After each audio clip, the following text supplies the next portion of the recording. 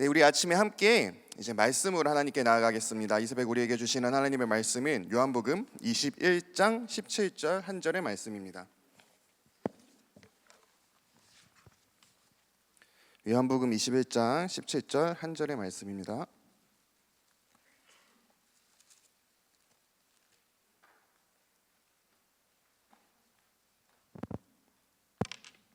네, 말씀 다 찾으셨으면 우리 한 목소리로 함께 읽도록 하겠습니다.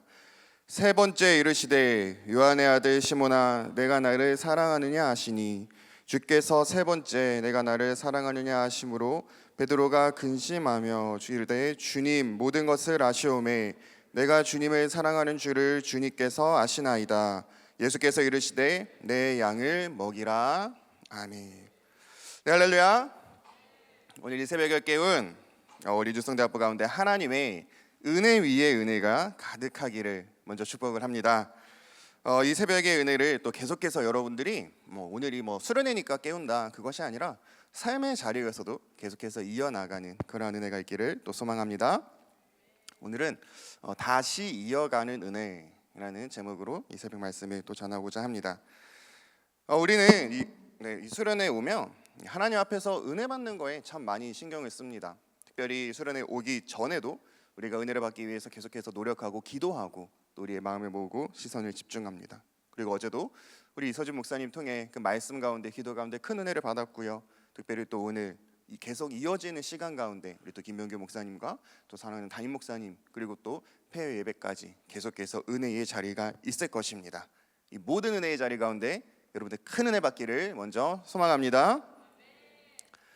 그런데 여러분 혹시 여러분들 중에 수련회를 생각할 때 물론 기대하고 기쁜 마음들이 분명히 더 컸겠지만 마음 한구석 가운데 이런 불편함이 있었던 지체는 없었습니까?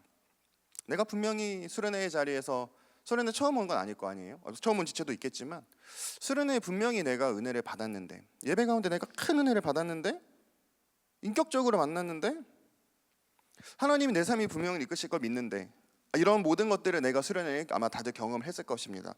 그런데 왜 수련회를 끝나고 나서 나의 삶의 자리에서의 모습은 그대로일까요? 왜 수련회 때 내가 그렇게 결단했는데 그대로 살아내지 못할까요? 왜 내 상황은 변하지 않고 새 이모들이 주를 바랄게라고 했는데 수련회 끝나고 돌아가면 오히려 더 힘이 빠지고 내 삶의 벽은 왜 더 높아져 있는 것일까요? 그래서 이제 수련회를 기대하면서도 동시에 수련회를 생각할 때 마음 한구석에 기운이 빠지기도 합니다. 그러다 보니 이게 반복되어졌을 때 때로는 은혜라는 것을 기대할 수는 있지만 또 어떨 때는 형식적으로 그저 가야 되는 것인가 그런 생각이 들 때도 분명히 있습니다. 수련회에 큰 은혜를 받았는데 변함없는 내 모습을 보고 나에게도 스스로 실망하는 그런 모습도 있습니다. 이런 것들이 사실 우리의 현실이고 우리가 마주하는 우리의 모습입니다. 그런데 여기 성경을 보면 이런 우리의 모습과 똑같은 사람이 있어요. 바로 오늘 본문에 등장하는 베드로입니다. 성경에 많은 사람들이 있지만 특별히 이 베드로를 오늘 이 새벽에 함께 여러분들과 나누고 싶습니다. 여러분 베드로는 어떤 사람입니까? 먼저 베드로에 대해서 좀 우리가 설명을 해야 될 게 있어요. 베드로는 갈릴리 사람입니다. 이 갈릴리 사람이라는 것이 어떤 사람이냐면 베드로가 사마리아인이다 라고까지 이야기하진 않지만 베드로가 갈릴리 사람이다 이야기를 하는데 갈릴리는 이스라엘의 북쪽에 있습니다. 남쪽이 아니라 북쪽에 있습니다. 이 말은 무슨 말이냐면 이스라엘이 솔로몬 이후로 남유다와 북이스라엘이 나뉘게 되죠. 북이스라엘과 남유다가 나뉠 때에 남유다는 바벨론에게 망하게 되고 북이스라엘은 아수르라는 나라에 망하게 됩니다. 근데 이제 두 나라의 특징이 있어요. 이 남쪽 나라는 바벨론이 멸망시킨 후에 유다 사람들을 바벨론으로 포로로 끌려갔고요. 예를 들어 여러분이 잘 아는 느헤미야와 다니엘 같은 사람들은 포로로 끌려가게 됩니다. 북쪽 지역에 있었던 사람들은 포로로 끌려가는 대신 아수르에게 멸망했는데 아수르는 포로로 끌고 가는 것이 아니라 여러분들이 쉽게 이야기하자면 혼혈 정책을 펼칩니다. 포로로 끌고 가서 이 사람들이 반역을 일으키게 못했다라고 한다면 남쪽 유다는 북이스라엘은 피를 섞어버려요. 민족성을 잃어버리게 만듭니다. 근데 그래서 예를 들어서 이런 거예요. 한국 사람하고 중국 사람하고 결혼하면 혼혈이 되지. 이 사람은 한국의 정체성도 반밖에 없을 것이고 중국의 정체성도 반밖에 없을 것이고 또 다른 나라는 예를 들어 태국 사람과 인도네시아 사람을 결혼시키고 또 그 자녀들끼리 강제로 결혼시키고 또 그 혼혈 사람들끼리 결혼시키고 이런 혼혈 정책으로 피를 이렇게 섞어버리게 됩니다. 민족성을 상실하게 만들어요. 그래서 우리가 이스라엘을 재건해야 됩니다, 이런 운동이 일어나지 못하도록 아수르가 북이스라엘에게 그런 정책을 펼칩니다. 그러다 보니까 상대적으로 포로로 끌려갔지만 순수한 이스라엘 유대인의 혈통을 지녔던 남유다 사람들이 북이스라엘을 멸시하기 시작합니다. 우리는 이스라엘의 피를 그대로 가지고 있는 순수 혈통 이스라엘인인데 너희는 다 피가 섞였지 않냐, 그런 식으로 무시받는 지역, 그곳 가운데 한 곳이 바로 갈릴리입니다. 굉장히 도시도 낙후되어 있을 것이고 또 여러 가지로 피해 의식이 많았던 도시라는 것이죠. 또 이 시대가 어떤 시대입니까? 이러나 저러나 베드로는 이스라엘 사람이었는데 이스라엘은 그 당시 로마의 속국이었어요. 아까도 얘기했지만 여러 나라들, 아수르, 그 뒤를 이어 바벨론, 메데, 페르시아, 그리고 이 로마에까지 계속해서 지배를 받아가는 지배 계층의 사람, 피지배 계층의 사람이었습니다. 얼마나 이 베드로에게 피해 의식이 많았겠습니까? 결핍이 많았겠습니까?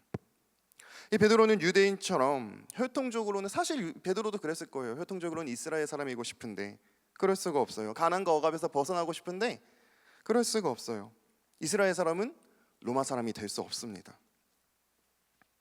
누가복음 5장 5절에 보면 베드로가 예수님한테 이렇게 이야기를 합니다.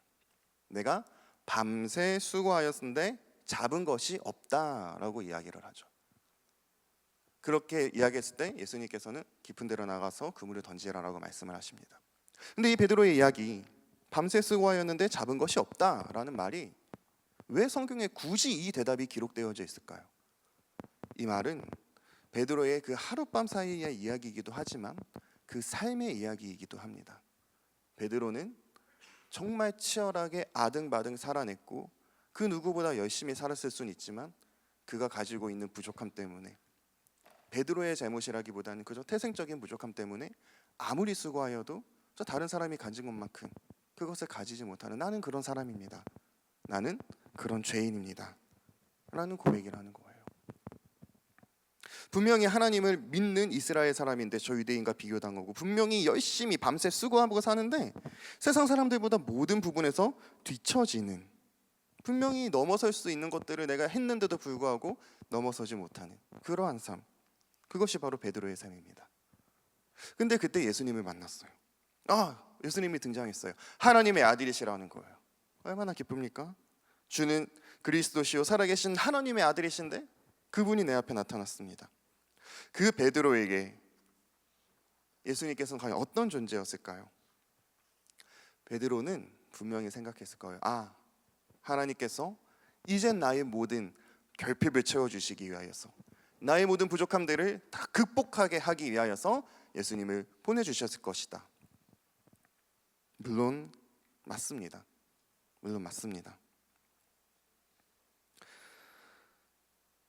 우리는 또 어떻습니까? 예배 가운데 은혜 받고 수련회에 와서 결단하고 결심하고 이제 삶의 자리로 돌아갑니다. 내가 예수님 만났습니다. 수련회에 큰 은혜 받았습니다. 그리고 삶의 자리에 돌아갔을 때 우리의 삶이 드라마틱하게 변화되어져 있나요? 갑자기 내가 영어 바보고 막 수포자였는데 갑자기 내가 막 영어가 엄청 잘 되고 갑자기 내가 회사에서 막 승승장구하고 그러나요? 그렇지가 않아요.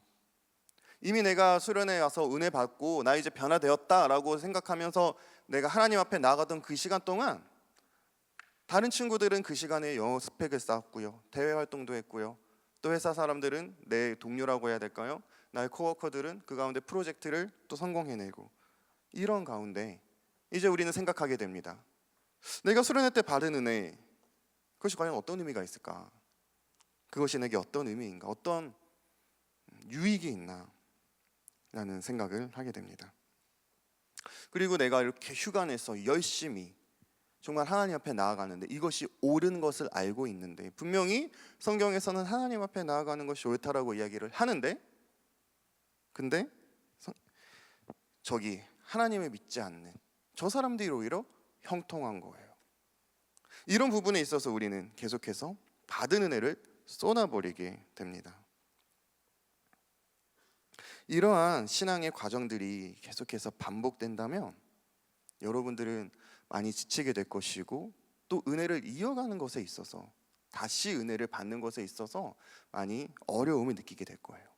자, 이런 상황 가운데 우리는 계속해서 은혜를 받아야 합니다.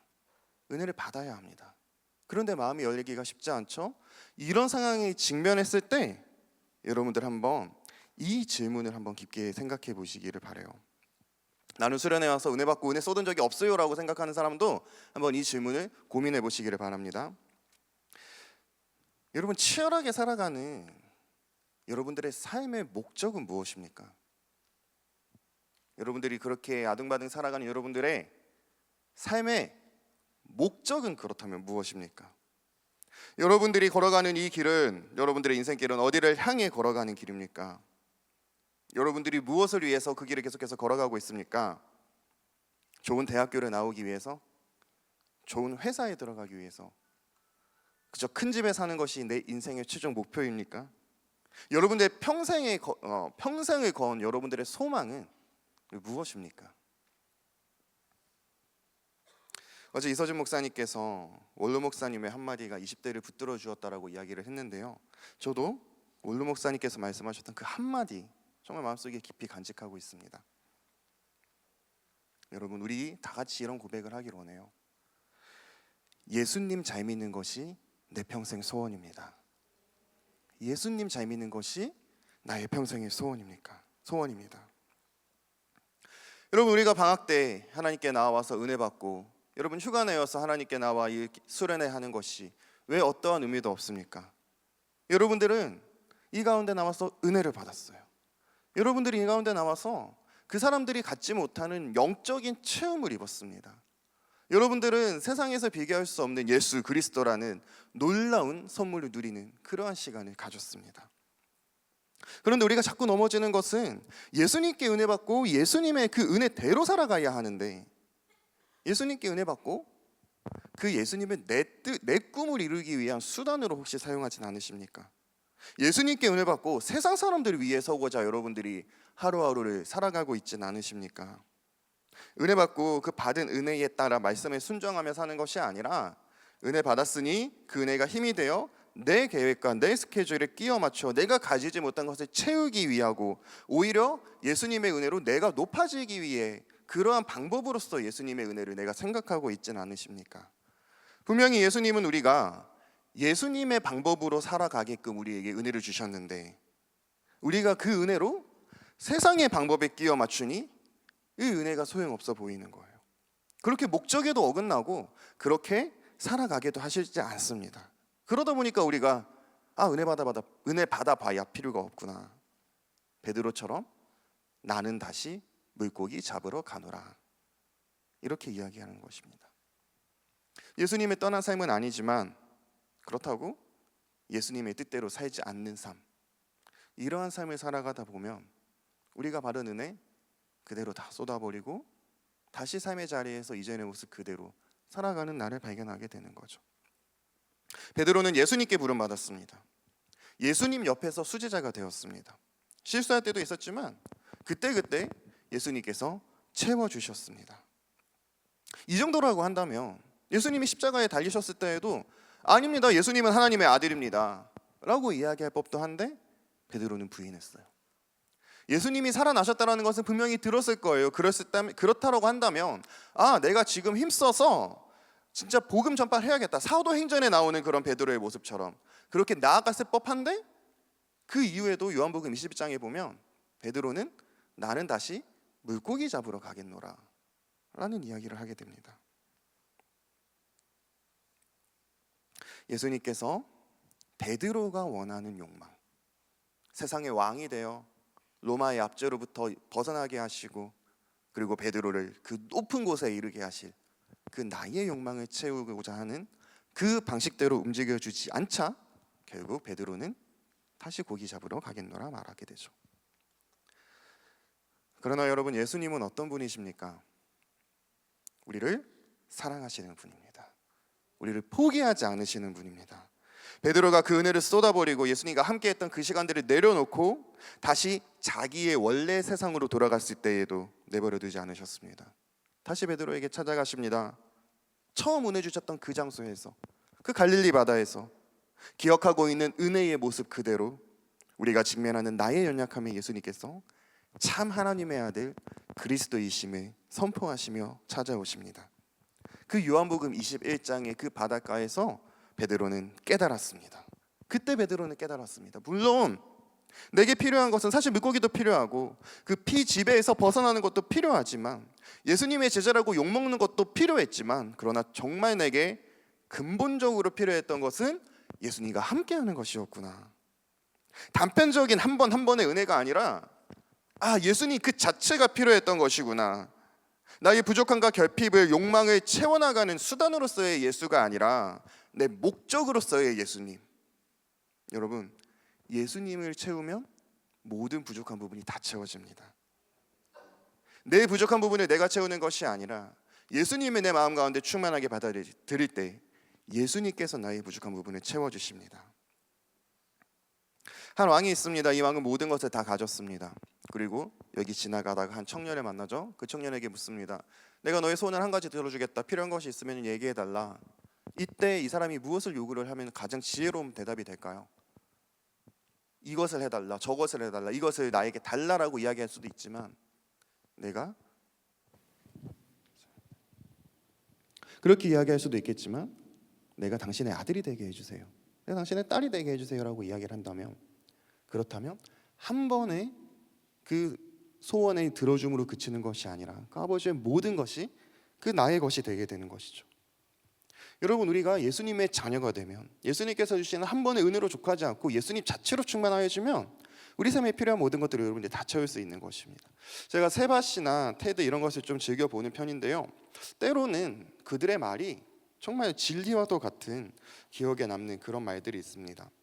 어떤 한 강의에서 어떤 이야기를 했냐면, 이분 굉장히 성공하신 분이에요. 이분의 이야기가 이렇습니다. 사람은 장점이 있고 단점이 있어요. 그런데 단점을 계속해서 보완해 나가는 것도 물론 중요합니다. 그러나 그 단점을 보완해 나가는 삶의 최종 성공, 단점을 보완해 나가는 사람의 최종 목적지는 평범함입니다. 부족하지 않은. 그런데 여러분, 장점을 개발해 나가고 장점을 계속해서 이끌어 나가는 사람의 최종 목적지는 스페셜 원입니다 라는 이야기를 하는 거예요. 굉장히 그 말에 도전을 받았습니다. 여러분, 우리에게 부족한 점 많이 있겠죠. 많이 있겠습니다. 그러나 여러분, 우리가 가진 가장 큰 장점은 무엇입니까? 우리는 예수 그리스도의 자녀입니다. 여러분, 우리가 가지고 있는 가장 큰 장점은, 가장 큰 무기는 예수 그리스도입니다. 그렇다면 여러분, 그 장점으로 여러분들이 삶의 자리에서 나아가세요. 여러분들 예수 그리스도의 이름으로 승리하세요. 예수로 살아가세요. 베드로가 세상의 방법대로 그 피해 의식을 극복하기 위해서, 로마의 압제를 벗어나기 위해서만 예수님을 믿었다면 그저 그는 조금 더 소망이 있는 시골 어부로서의 삶으로 그쳤을 것입니다. 그러나 베드로는 그리스도로 말미암아 예수가 목적이 되니 베드로의 그 삶이 가장 귀한 삶이 되며 무엇보다 저 영원한 하나님의 나라에 가장 큰 이름을 새기는 사람이 되었습니다. 예수님께서는 말씀하십니다. 수고하고 무거운 짐진 자들아, 다 내게로 오라. 내가 너희를 쉬게 하리라. 예수님께 새 힘 얻어 예수님께 새 힘 얻어 그 힘으로 그 짐을 다시 져라. 예수님은 이렇게 말씀하지 않으십니다. 수고하고 무거운 짐진 자들아, 다 내게로 오라. 그리고 그 이후에 어떻게 해라라고 말씀하지 않으시고 그저 주님 안에서 평안을 누리라고 하십니다. 네가 가지고 있는 그 짐 내가 짊어지겠다. 그 짐을 짊어질 방법, 그 짐을 짊어질 힘, 그 짐을 짊어질 지혜를 주는 것이 아니라 그 짐은 예수 그리스도께서 책임지시고 그저 예수께 나아오라 말씀하십니다. 우리 사랑하는 대학부가 받은, 그리고 앞으로 더 풍성히 받을 이 은혜가 그저 이 순간만 좋았다로 그치는 은혜가 아니라 우리의 삶을 계속해서 평안함으로 이끌어주는 가장 큰 예수 그리스도라는 소망이 되기를 간절히 축복합니다. 말씀을 맺겠습니다. 그러나 이렇게 말씀을 듣고 세상을 향해 나아가게 된다면 우리는 그 가운데서 또 넘어질 것이에요. 분명히 시험이 될 거예요. 어제 목사님께서 말씀하셨던 내용 중에 분명히 사탄은 죽은 토끼에게 총을 쏘지 않을 것이기 때문에 우리를 향하여 공격할 것이다 이야기를 합니다. 그러면 우리는 또 사람인지라 넘어질 수 있습니다. 누가복음 22장 31절에도 보면 예수님께서 베드로에게 이렇게 말씀하세요. 시몬아 시몬아 보라, 사탄이 너희를 밀가 부르듯 하려고 요구하였으나 그러나 내가 너를 위하여 내 믿음이 떨어지지 않기를 기도하였노니 너는 돌이킨 후에 내 형제를 굳게 하라. 베드로조차도 예수님께서 믿음이 떨어지지 않도록 그렇게 기도하셨는데 우리도 예수님을 부인할 때가 있을 수 있을 것입니다.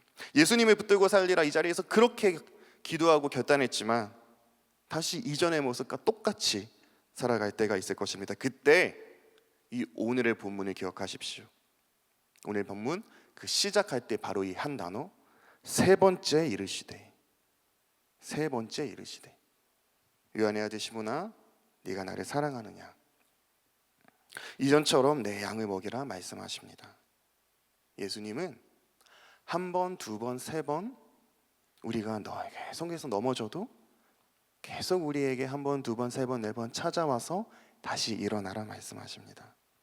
우리가 세 번 예수님을 부인하면 예수님께서 세 번 우리에게 말씀하실 것이고요. 우리가 예수님을 10번 부인하면 10번 찾아와 우리를 다시 이렇게 세워주실 것입니다. 내가 작년에 그렇게 은혜 받았는데, 내가 여름에 그렇게 수련회 다 쏟아부었는데 반년의 삶을 살다 보니 예수님 없는 삶을 살았어요. 그래요, 베드로도 그랬어요. 그리고 그 예수님을 떠난 베드로에게 예수님께서 찾아오셨습니다.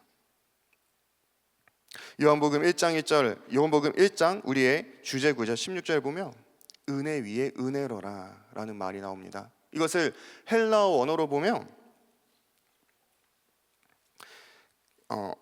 카이카린 안티카리토스라고 나옵니다. 여기서 말하는 안티라는 뜻은 계속해서 이어지는 이라는 뜻이 있어요. 여러분, 하나님의 은혜는, 예수 그리스도의 사랑은 계속해서 이어집니다. 끊임없이 이어집니다. 우리가 넘어져도 일어나게 하시고 포기해도 다시 일어나게 하시며 이전의 은혜를 놓쳤더라도 다시 은혜를 더해 주시고자 이곳 원주로 불러주신 줄 믿습니다. 이곳 원주 우리의 갈릴리가 되기를 바랍니다. 세상의 벽이 너무 높아 넘어진 그 베드로에게 다시 찾아오신 예수님이 세상 가운데 살아가다 그리스도인으로 넘어진 우리를 다시 일으켜 세우도록 우리를 찾아오시는 곳. 이 수련회 베드로가 그 세상의 지혜와 지식으로 고기를 잡던 방식이 오히려 깊은 곳에 던지게 함으로써 예수는 그리스도시오 살아계신 하나님의 아들이심을 고백할 수 있도록 만든 그 예수님께서 이 수련회 가운데 우리에게 찾아오셔 세상의 방법으로 살아가지 않고 세상이 감당할 수 없는 지혜로 살아가게 만드는 그 말씀을 더해 주시는 시간이 되기를 바랍니다. 우리의 기도가 그 베드로의 예수님이 우리의 예수님입니다. 인정하는 믿음의 고백이 되며 우리가 받는 은혜가 베드로가 예수 그리스도로 말미암아 하나님의 나라의 가장 큰 자가 되었듯 우리 역시 하나님의 나라를 향해 기쁨으로 걸어갈 수 있게 하는 삶의 원동력이 되게 하는 그러한 은혜의 기도가 되기를 주님의 이름으로 간절히 소망합니다. 우리 함께 기도하겠습니다. 기도할 때 우리 함께 찬양하고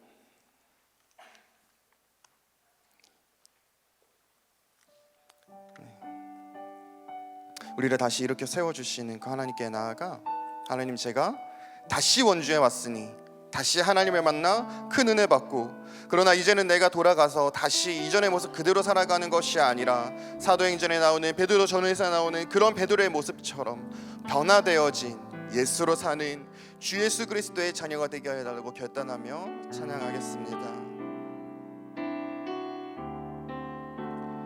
나는 내 마음의 복음이 나는 내 마음의 복음이 흥했던 곳에서 다시 아버지를 만나고 주님 내 마음의 연약한 눈물의 끝에서 또 나를 반겨주시네. 작다 생각했던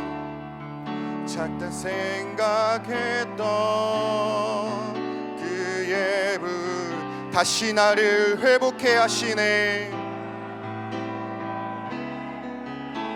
다시 일어나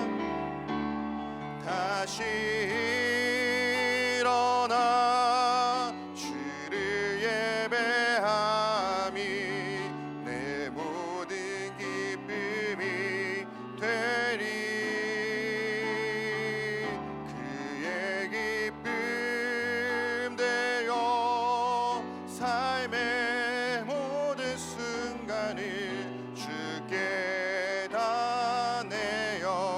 다시 일어나 다시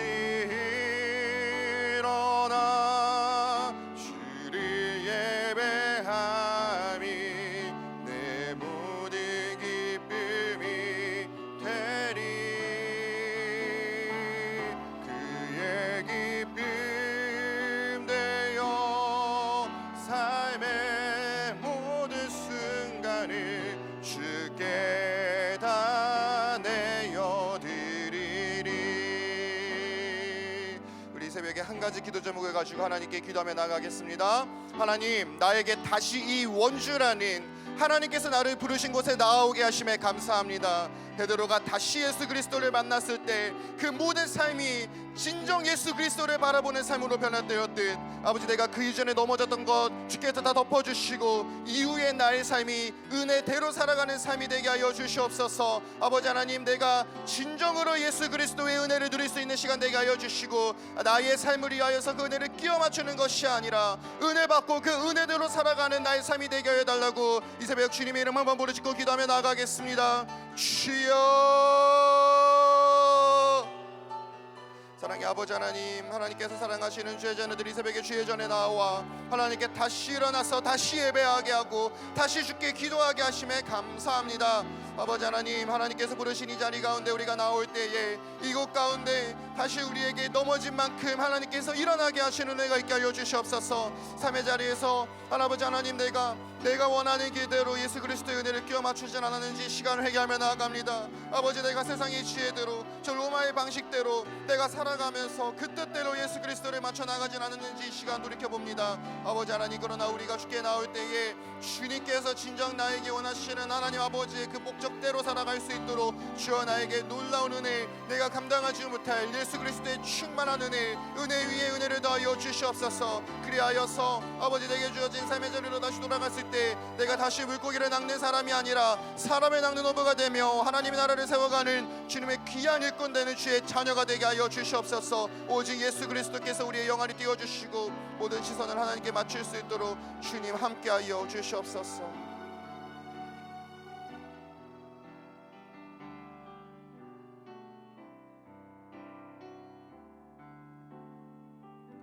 사랑의 아버지 하나님,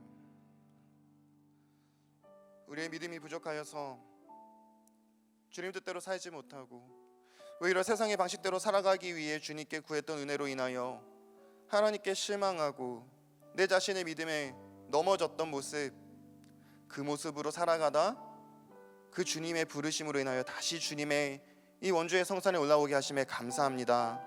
아버지, 그 사랑에 감사합니다. 아버지, 이제는 하나님께서 은혜 위에 은혜를 더하여 주실 것임에 그 은혜를 내가 온전히 받아 은혜대로 살아가는 주의 자녀 되게 하여 주시옵소서.